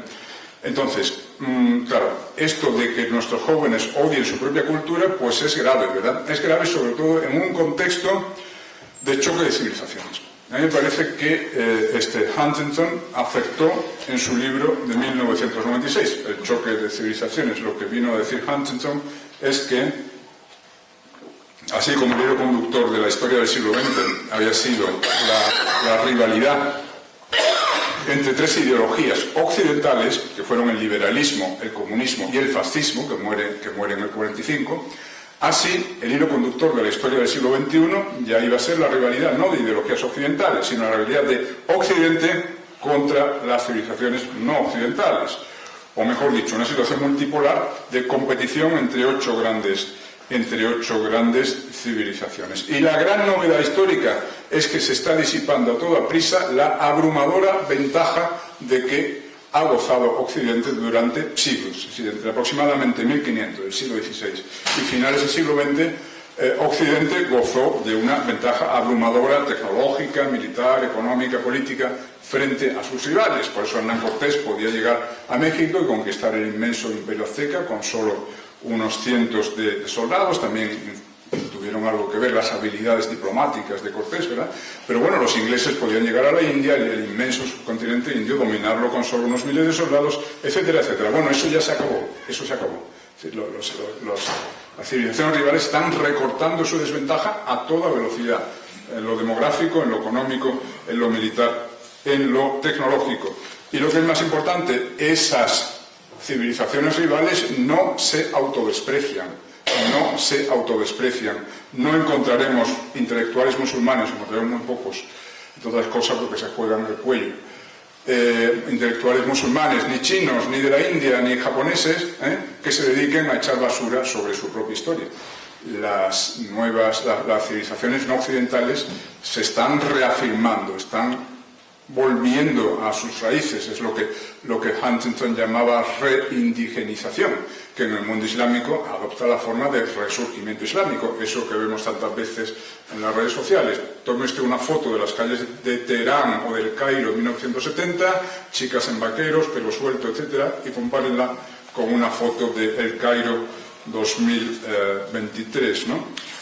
Y bien, mientras ocurre todo eso, pues ya digo, ¿no? Occidente más bien se autoflagela, se autofustiga. En España, cada 12 de octubre tenemos que aguantar a cientos de imbéciles que dicen aquello de nada que celebrar. Y en el mundo anglosajón, que la verdad es que va un poco por delante en esta campaña de autodestrucción, pues asistimos a aquella epidemia de genuflexiones físicas. Después de la muerte de George Floyd, selecciones deportivas, rodilla en tierra, mientras se tocaba el himno nacional. La presidenta de la Cámara de Representantes, Nancy Pelosi, 8 minutos hincada de rodillas bajo la cúpula del Capitolio. Cuando terminaron los 8 minutos tuvieron que ayudarla a levantarse, porque ya tiene 80 años, etcétera, ¿no? El New York Times ha lanzado el proyecto 1619. ¿Qué es esto? Déjenme 2 minutos para explicarlo porque tiene enjundia la cosa. Proyecto 1619. Se trata de sustituir 1776 por 1619 como fecha emblemática de la historia norteamericana. 1776, todos sabemos lo que representa. Es la Declaración de Independencia, son los grandes principios humanistas, liberales de la Declaración de Independencia. Todos los hombres han sido dotados por su creador de ciertos derechos inalienables, entre los que están la vida, la libertad, la búsqueda de la felicidad, etcétera, etcétera. Esa era la autopercepción de Estados Unidos hasta ahora. El New York Times propone que no, que la nueva fecha emblemática tiene que ser 1619. ¿Y qué pasó en 1619? Pues que llegó a Virginia el primer cargamento de esclavos africanos. Entonces ahora ya la esencia de la historia norteamericana ya no es la libertad, ahora la esencia de la historia norteamericana es la esclavitud. Según es lo que propone el más importante periódico norteamericano, ¿no? Sobre esto de la esclavitud habría mucho que decir. Es decir, nuestros jóvenes, los pobres, piensan que los occidentales somos los únicos que hemos practicado la esclavitud. En realidad, la singularidad occidental es la abolición de la esclavitud. Todas las culturas durante milenios han practicado la esclavitud, solo una cultura ha abolido la esclavitud, después otras lo han hecho por imitación o por imposición occidental, y por supuesto esa cultura somos nosotros. Nuestros jóvenes no conocen el testamento de Isabel la Católica en 1504, cuando decía que no se esclavizase a los indígenas. Hay que reconocer, bueno, esto nos daría para mucho, rechazar la leyenda negra no significa tener que confeccionar una leyenda rosa que embellezca, digamos, de manera activista la historia. En Hispanoamérica no se esclavizó a los indígenas, pero sí se trajeron esclavos africanos. Nadie conoce la figura soberbia de William Wilberforce, ¿no? Es el parlamentario británico que durante 30 años luchó por conseguir un vuelco en la opinión pública, por conseguir que el Parlamento británico aprobase la prohibición de la trata de esclavos, cosa que finalmente se alcanzó en 1807 por primera vez en el mundo. No solamente eso, además la flota británica dedicó una flotilla, el West Africa Squadron, a perseguir a los barcos negreros durante todo el siglo XIX y liberando en ese tiempo a unos 150 años. Bien, nadie ha oído hablar, por otra parte, de la trata islámica. La trata islámica es la trata de esclavos dentro de África, hacia el norte de África. Bueno, pues entre unos 11 y 15 millones de esclavos, según los cálculos del investigador Ralph Austin. Esclavos no solo negros, también esclavos blancos secuestrados en las razzias que los piratas berberiscos hacían en las costas mediterráneas de Europa. 1.200.000 blancos fueron esclavizados en el norte de África. Bien, bueno, ya termino de verdad. Solo dos pinceladas muy rápidas. Primero, llevámonos de perder en este choque de civilizaciones por ese autodesprecio que está analizando y por dos cosas más. La segunda es solo Occidente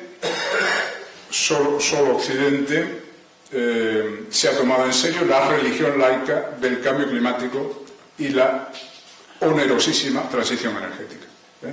La onerosísima transición energética. Sobre esto hay mucho que hablar, pero no quiero aburrirle más. Hay 3 o 4 capítulos sobre este asunto dentro del libro. Hay muchas cosas que decir. ¿Quién decretó que la temperatura óptima para la humanidad fuese la de 1870? Desde entonces ha subido la temperatura 1,2 grados. ¿Ha sido un desastre acaso esa subida de temperatura de 1,2 grados a lo largo de siglo y pico?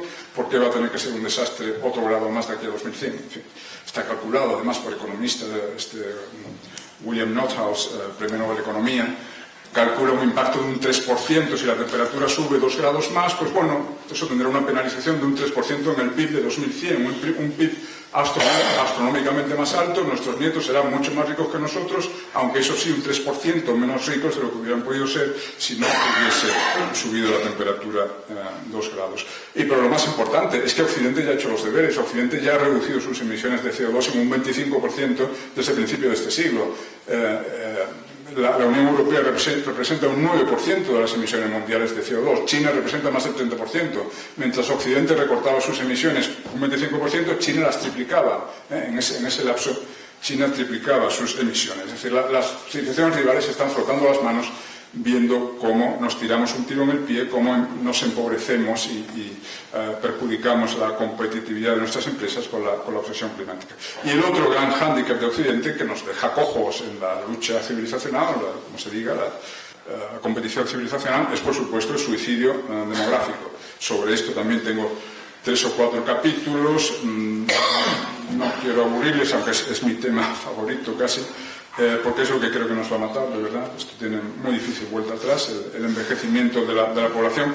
En España llevamos pues 45 años, desde el año 81, 42 años, por debajo del reemplazo generacional. Ahora estamos en 1,15 hijos por mujer, cuando el reemplazo generacional son 2,1. Es decir, la generación nacida en 2023 va a ser un 45% más reducido en número que la generación de sus padres. De hecho, ya hoy en España hay 3 millones menos de personas entre 20 y 40 años de edad que hace solo 20 años. Hemos perdido 3 millones de veinteañeros y treintañeros en solo 20 años. Ninguna guerra de la historia produjo un número de bajas así. Ciertamente no es que hayan sido matados, es que no llegaron a ser engendrados, pero el resultado a efectos de pirámide poblacional es el mismo. Es una pirámide que se invierte y que va a ocurrir con las pensiones de jubilación y el gasto sanitario dentro de 10-15 años, cuando terminemos de jubilarnos los boomers, que somos muchísimos, porque los boomers somos los que nacimos en la edad de oro de la demografía española, en los años 50, 60, 70.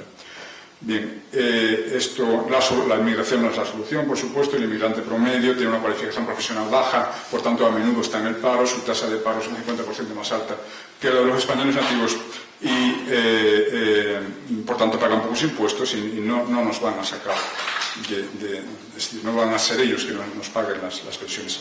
Esta vez sí que termino para indicar una última idea que me importa mucho, y es la siguiente.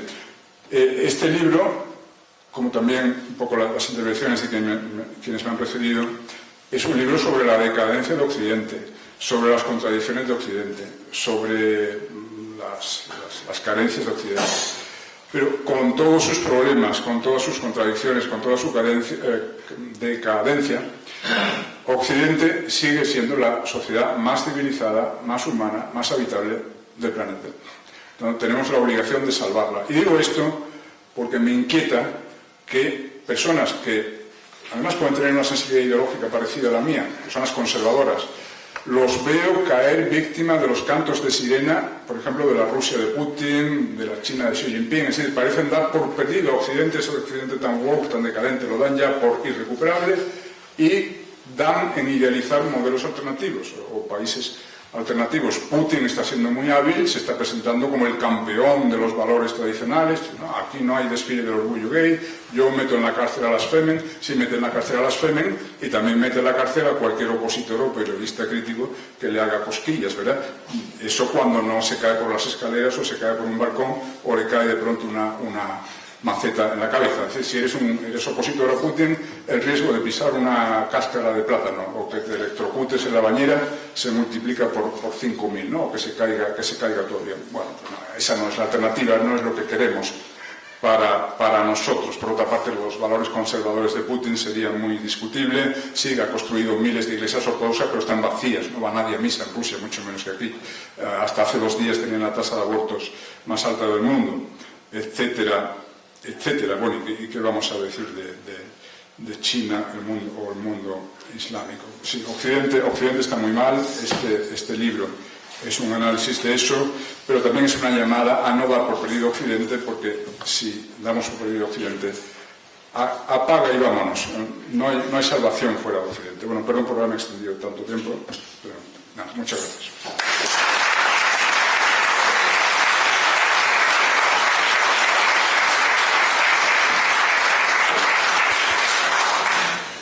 Bueno, pues si les parece, abrimos un turno de diálogo. Sí que les pediría, como vamos un poquito justos de tiempo, que no podamos reproducir mini ponencias, ¿no? O mini discursos, sino simplemente el que quiera preguntar que pueda hacer una pregunta directa y breve para dar cabida justamente a más intervinientes. ¿Hay micrófono? No. Se oye bien, sí. Ha estado muy interesante.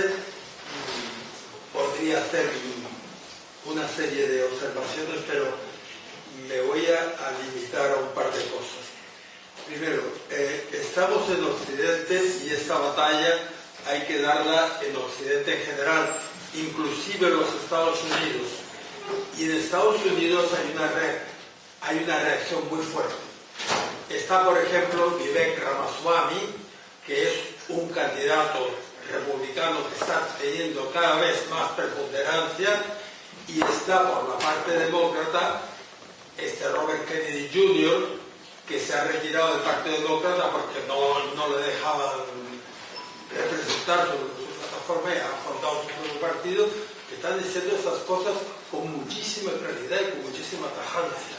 Es decir, nosotros tenemos ahí una base donde poder construir.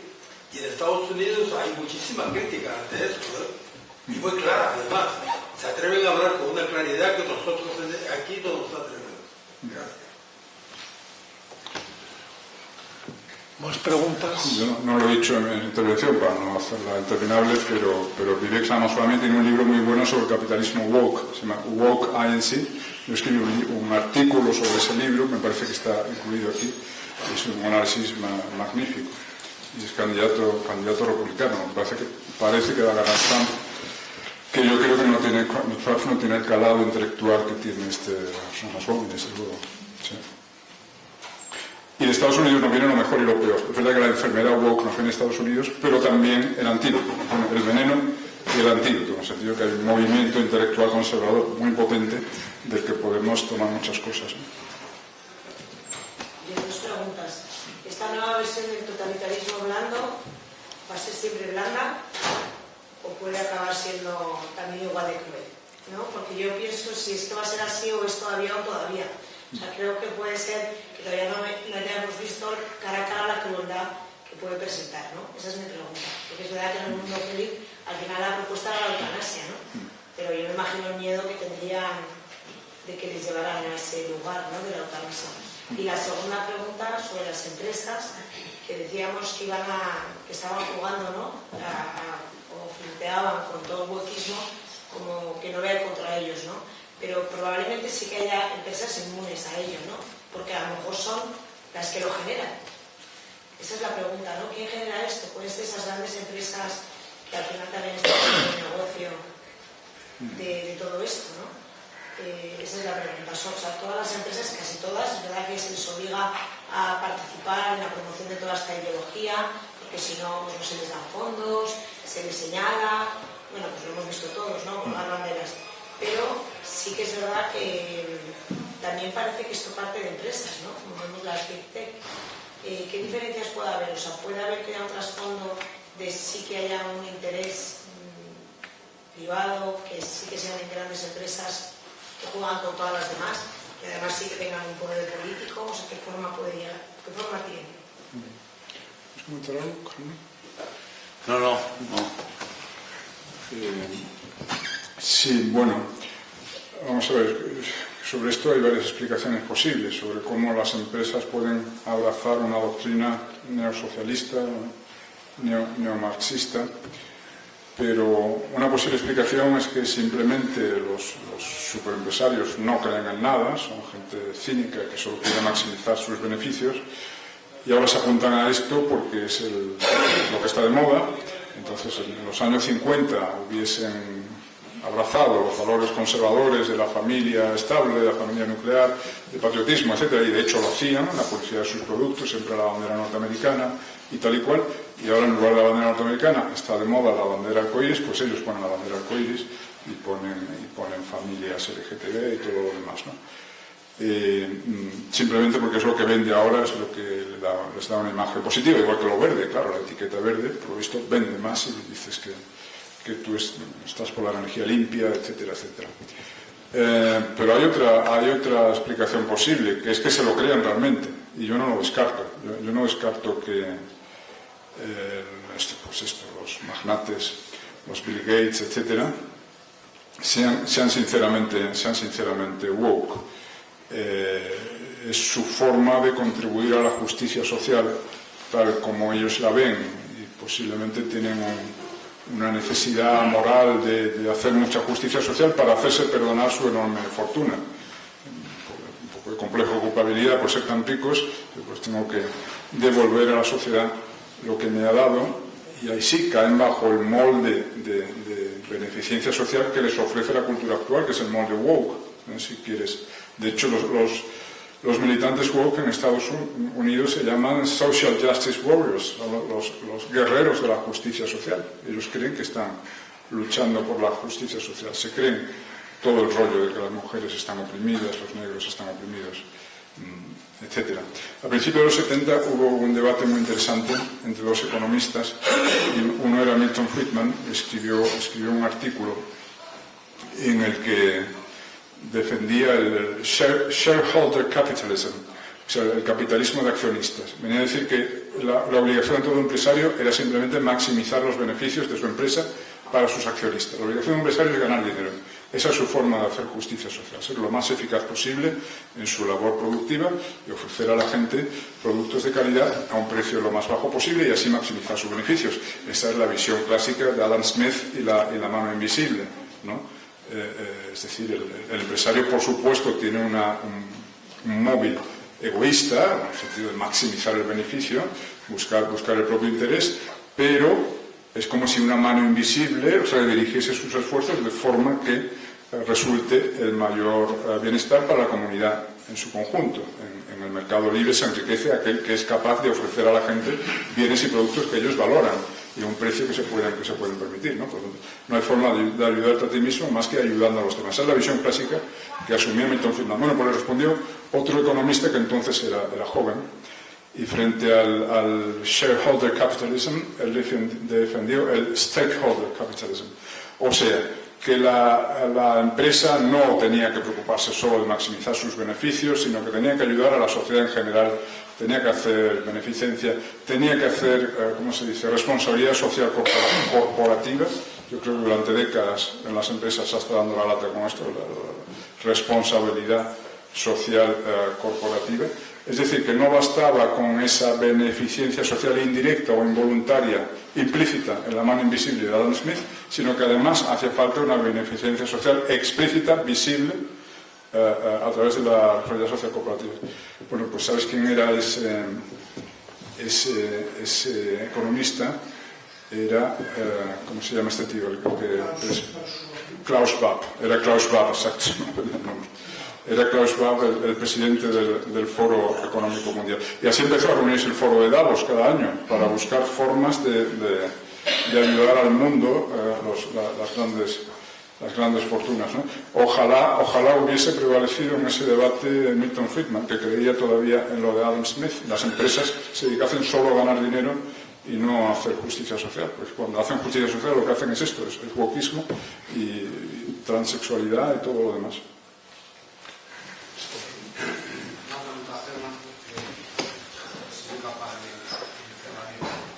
El wokismo un poco como los esenios y los feministas, pero en Europa hay alguna, en la UE, en el Parlamento, ¿hay algún estudio que haya investigado qué es lo que hace con los dineros BlackRock, Vanguard y Quantum Fund por allí? No sé si me explico. No, sí, te explicas. Yo creo que aquí hay mucha farfalla periodística por ahí suelta y el núcleo gordiano, o sea, toda esta impronta, esta economía salvaje hacia lo verde, lo no sé qué, lo tal, lo cual, no sé, yo es que creo que por detrás están estos tíos maximizando su beneficio. Bueno, están por detrás, están por todas partes, pero es... No hay ningún, pero si no hay un estudio, si no hemos sido capaces de conseguir que von der Leyen explique la operación de las vacunas que compró, vacunas para darnos a cada uno 5.000 y pico chutes. Quiero decir, no exagero ahora, pero quiero decir que no hemos conseguido una mínima transparencia en la compra del Pfizer por parte de la señora von der Leyen durante la pandemia. Ha sido imposible. Cuando se le pedían los contratos venían con unos acuerdos de confidencialidad que hacían que la mitad de las páginas estuvieran tachadas. El Parlamento Europeo y la Comisión Europea tienen una falta de transparencia cada vez mayor. Y todo esto, además, dentro de lo que es pues como una ibris que crece sin parar, que va creando reglamentos y reglamentos y reglamentos. Lo que hablaba del Pacto Verde, el Pacto Verde es eso, es ingeniería social, pero es ingeniería social en la cual, por supuesto, hay una serie de factores interesados y hay una serie de gente que manda, que no tienen nada que ver con democracia. Ahora mismo en la reforma del tratado que se están inventando porque como saben que las naciones no van a aprobar jamás van a aprobar lo que ellos pretenden, todas las naciones no van a aprobar eso jamás y ya patinaron con su constitución y patinaron con sus convenciones, etcétera, etcétera. Ahora están dando una reforma del tratado a toda prisa, y esa reforma del tratado, ¿quién la está haciendo? Pues en este momento, al final, como el nuestro se ha retirado al ver que no le aceptaban ni una enmienda, que aquello era intolerable, o sea, ¿quiénes están debatiendo todo eso? Los ponentes son 4 alemanes y Guy Verhofstadt. O sea, que decir, estoy diciendo que al final, si se pone a ver uno las direcciones generales que hay dentro del Parlamento Europeo y se pone uno a ver dónde son las cadenas de toma de decisiones que hay dentro de la Comisión, etcétera, etcétera, hay una serie de gente que manda ahí dentro y que ya no tiene nada que ver con democracia.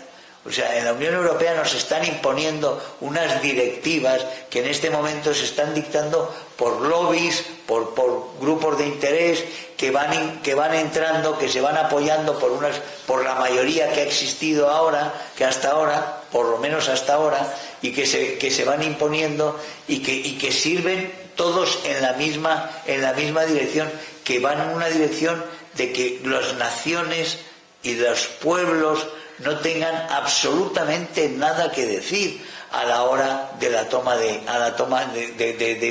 este tipo de decisiones que, como decía antes, entran en todos y cada uno de los aspectos de nuestra vida.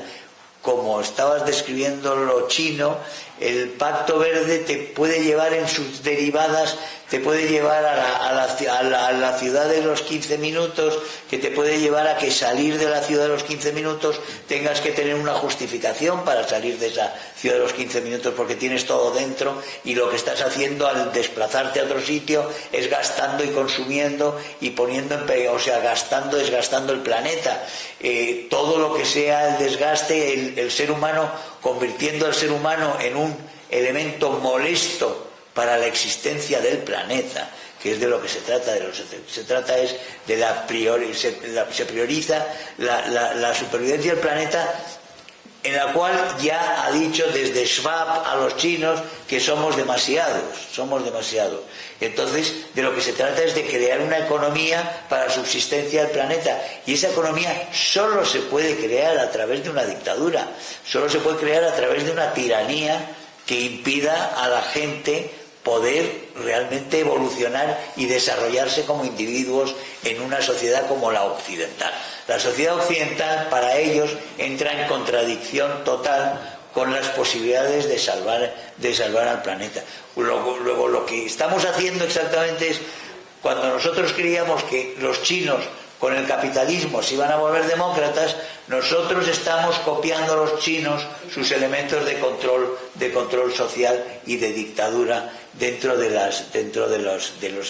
los esquemas de proyección de la sociedad futura que debe existir. ¿Por qué nos está diciendo la señora Yolanda Díaz que quieren prohibir los aviones de 2 horas?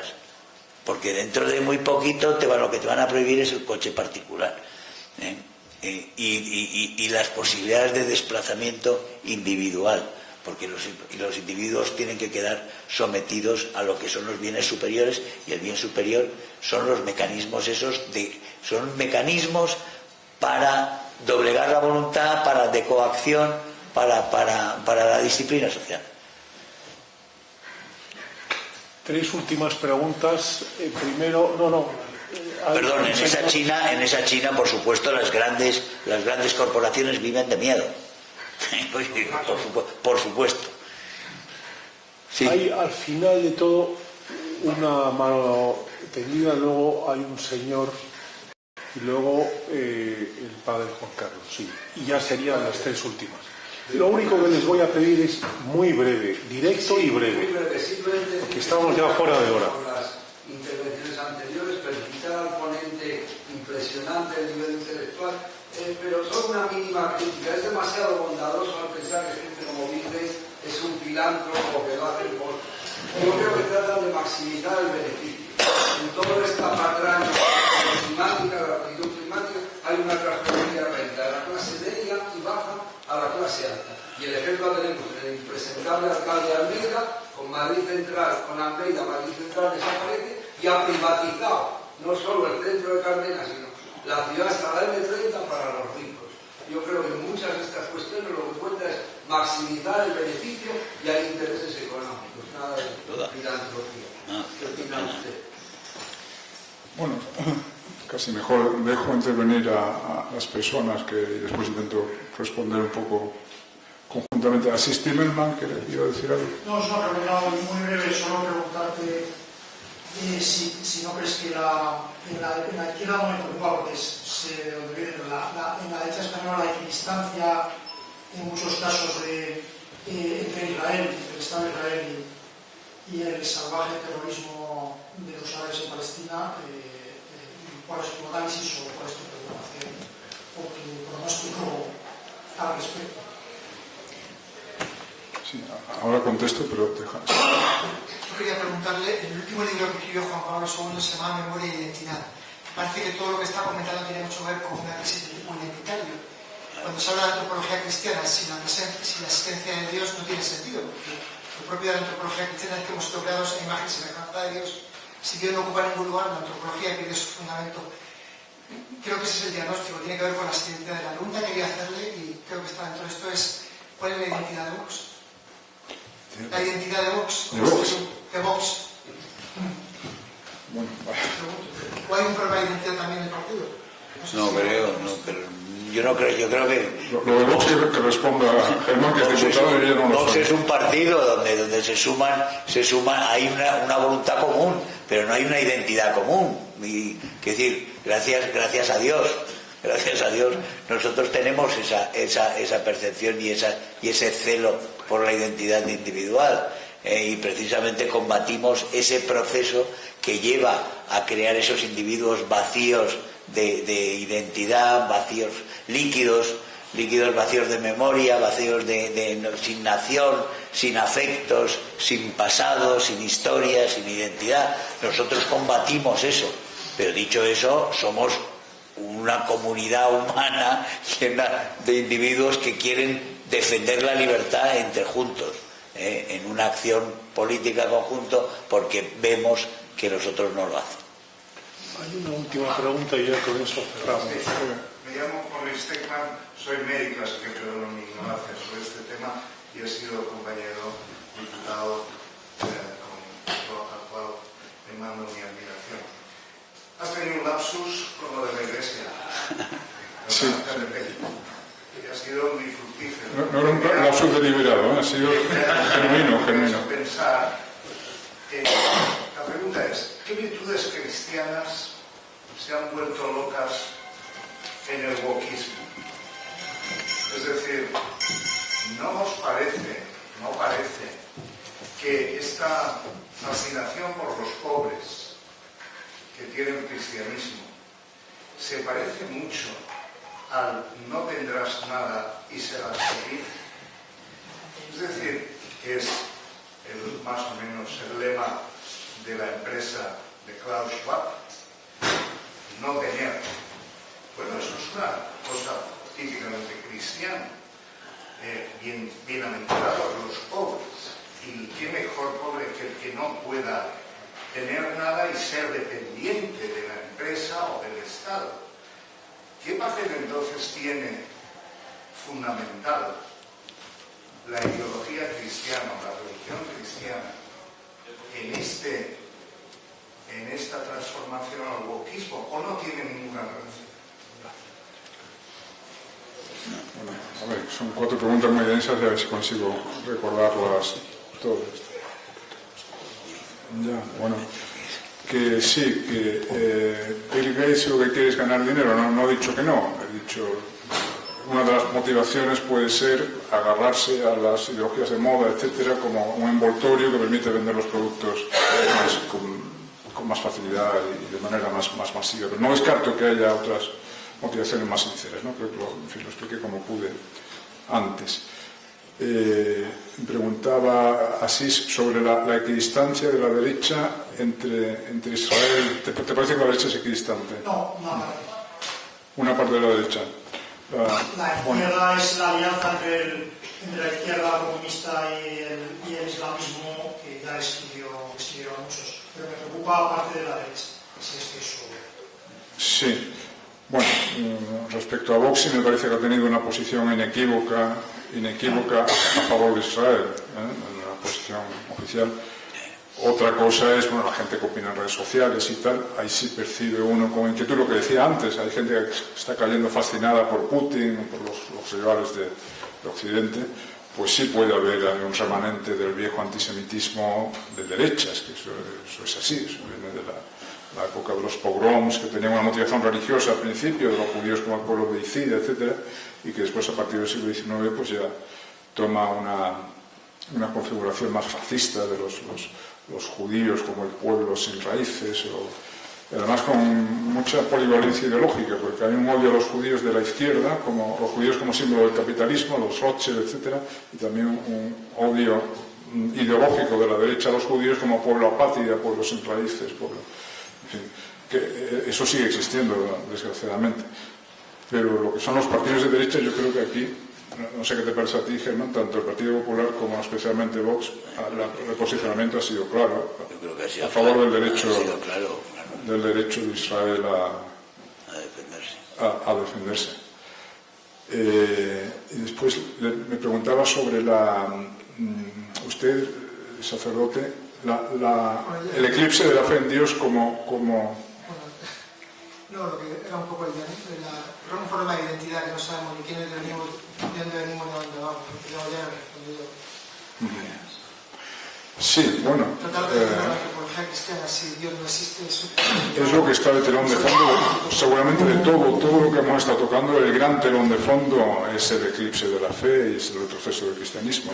El tema demográfico, por ejemplo, es que no me ha dado tiempo a profundizar más, pero yo es que intento suscitar el debate sobre esto en las redes sociales, porque de esto no se habla, es el problema más grave que tiene la sociedad española y no se habla nada sobre el suicidio demográfico. Lo intentan francotiradores heroicos como Alejandro Macarrón y más modestamente Servidor y 2 o 3 más.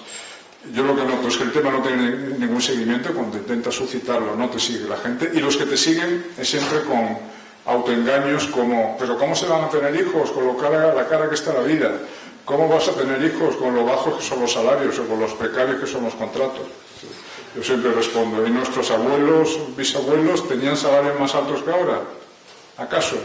O si fuese un problema de precariedad del empleo, entonces los funcionarios deberían tener el triple de hijos, no, tienen exactamente los mismos.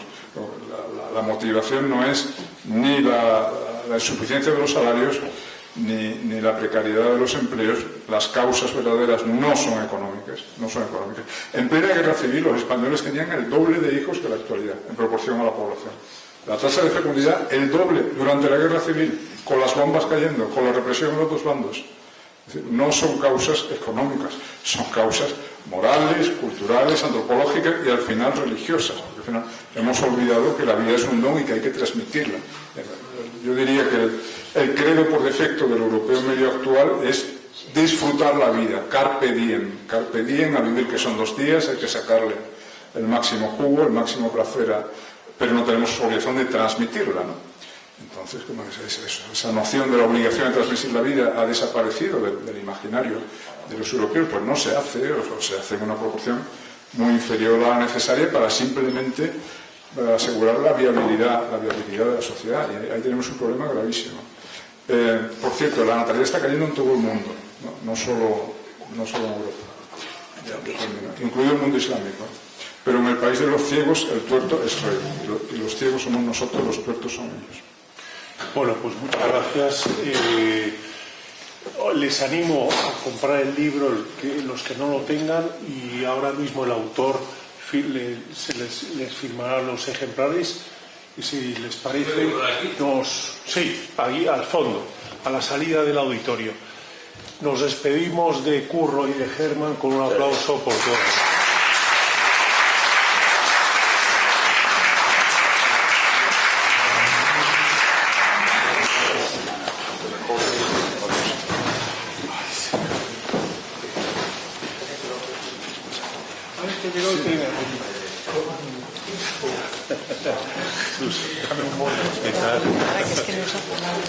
Oye, qué bien. No, pero qué bien que hayáis venido. Sí. Es que es interesante. Bueno, ¿qué tal?